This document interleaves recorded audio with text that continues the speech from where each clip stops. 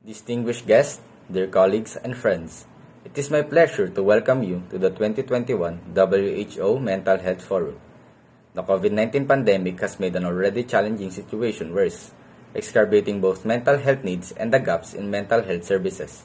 Of course, even before the pandemic, access to quality, affordable mental health care was far too limited, particularly in humanitarian emergencies and conflict settings. Now, major disruptions to essential health services around the world have made accessing mental health care even more difficult. In response, the World Health Assembly has urged member states to develop and strengthen comprehensive mental health services and psychosocial support as part of universal health coverage.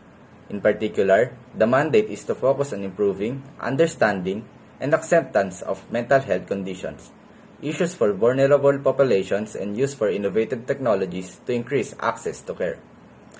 The WHO also endorsed an updated set of indicators and implementations options to guide action at the national level, as set out in the 2030 WHO Mental Health Action Plan. Throughout the pandemic, WHO has worked to respond to the multiple needs and demands faced by countries in addressing the mental health consequences of COVID-19. WHO is honored to co-chair the UN Interagency Standing Committee's Working Group on Mental Health and Psychosocial Support Group. The group has developed and disseminated a series of technical and informational materials that are being used across the globe to tackle COVID-19's mental health impacts. I would like to offer my sincere appreciation for the outstanding work of this multi-agency and multi-partner group with the support and the collaboration of Dutch government and other partners. WHO launched for the first time an interagency rapid deployment mechanism for mental health and psychosocial support coordination. To date, experts have been deployed rapid to 32 countries. I would also like to mention the WHO Special Initiative for Mental Health, which supports countries in advancing mental health policies, advocacy and human rights, as well as scaling up quality interventions and services as part of universal health coverage.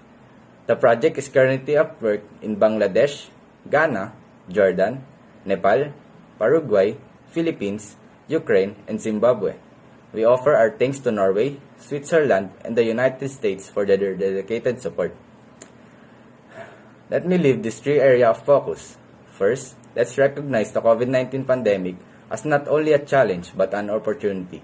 We must try to refrain and advance the global mental health agenda through the integration of mental health into pandemic response and recovery plans.